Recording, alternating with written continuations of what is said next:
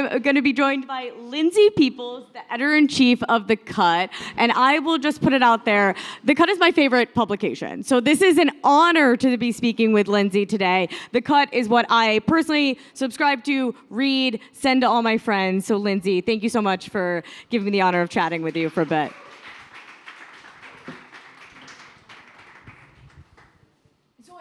Like I just shared, I read The Cut all the time. I share it with all my friends. I think the latest... We're all good over there? We're good. Okay. I feel like I was a performing artist. I'm like, we're okay.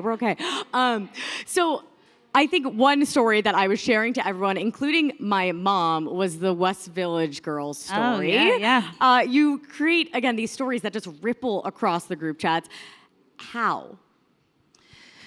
I don't think that, somebody asked me this last night, I don't think that there is a perfect answer to this, but I think I often feel like we try really hard to do a lot of things great, and I feel like I have tried more than other people have failed simply because I'm just trying harder, and I'm just trying more, and I feel like we're putting more out there that may not work, but then sometimes it does. And the hope is that, like every quarter we have something that is really amazing, and that my goal is always that, like, I want people to start to use our verbiage and our language.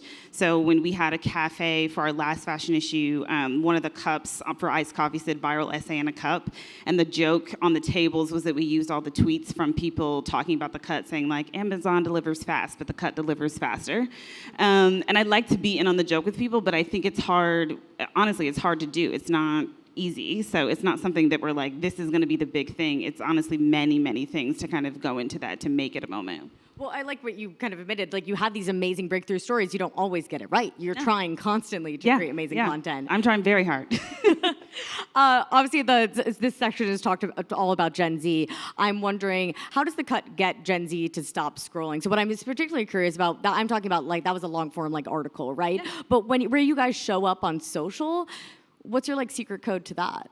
I think it's more so that we have something to say. I think a lot of times the psychology of it is that I'm thinking about at what point in your day are you going to say, I haven't read The Cut today, and what would actually make you stop and scroll and not just like, but actually engage.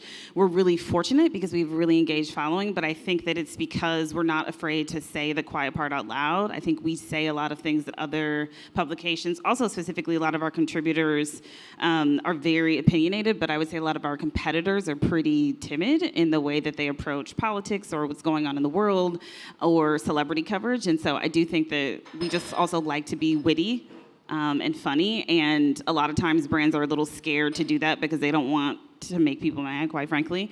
And so I do think that goes a long way, though, in people engaging with it on social. And I do think that Gen Z picks up on that. Well, speaking of contributors, you just brought on a new special contributor, Teffy. Yeah, I love her. I'm curious to know, like, one, how did you, like, seek her out, right? And why do you think that she wanted to be a part of The Cut versus, like, she's already doing all this amazing work by herself as someone who's independent? Yeah. I mean, it's been a long game. I started following her probably 2 years ago, and I just started having conversations with her, would see her at events, invite her to some things at The Cut, and I felt like she just understood the voice. I think the biggest thing with The Cut is that you can't be tone deaf. You're allowed to get it wrong, but you need to apologize and not be a jerk about it. And I think that a lot of times creators on the internet, it feels like they're echoing to their friends and kind of talking just about what they hear in their own circle. And I think that Teffy does a really great job of understanding what's going on in the world and why does this funny thing still matter. We obviously cover fashion and beauty. We have a lot of new fashion and beauty columns. We still do covers. Our recent cover was Jenna Ortega. She shot in Alaya. There was great fashion. But we're not doing that in isolation against everything else that's happening. And so I think she's the perfect person to kind of understand, yes, we want to laugh about astrology, but then we also want to talk about the protests. And I think that there's a lot there that we're really excited to do, and she's also just such a joy to work with. So I'm excited to read her work with you guys. Do you see yourself signing more contributors? Are you, like, constantly, like, scrolling TikTok being like, ooh, she has a great voice, she could be great for us? Yeah, no, absolutely. I think that I'm picky, but for good reason. But there's been a lot of people, and then we've worked with people just depending on the event. We partnered with Blakely Thornton, who I think is coming here to Cannes. He did our Met Gala red carpet, and he's becoming a contributor for us. I think it really just depends on the timing of it and what really makes sense. But there's a lot of people out there that I think definitely I would love to work with. Well, keep us updated on who you sign next. One medium that you guys have leaned into is print. So I think you were talking about September was when you I think did your first standalone print issue, and then you also recently had a Bad Bunny cover, which I personally loved. Holding a Goat, loved it. Why go into print?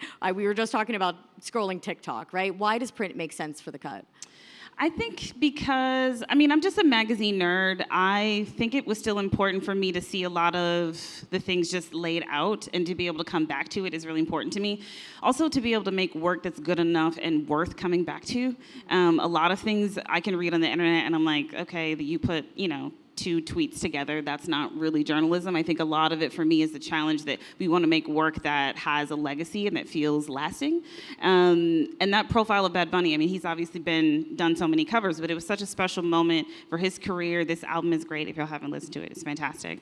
We shot in his home in Puerto Rico, and we shot on his farm, and that's his goat on his arm. Like, we really went there and had a great time, and he was such joy. So I do think that the intention kind of has to match the product a little bit for me for it to make sense. But we do our solo issue twice a year, and we're already in the thick of the next one that's coming out in September. So I'm really excited. It seems like it goes back to what you were saying earlier about like trying hard. Like when you're going to execute on print, you're going to do really good job. Do it well. Yeah, absolutely.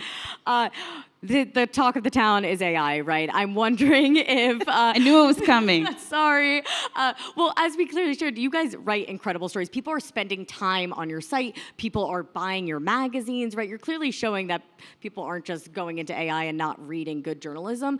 But how has The Cut been adapting to the rise of generative AI?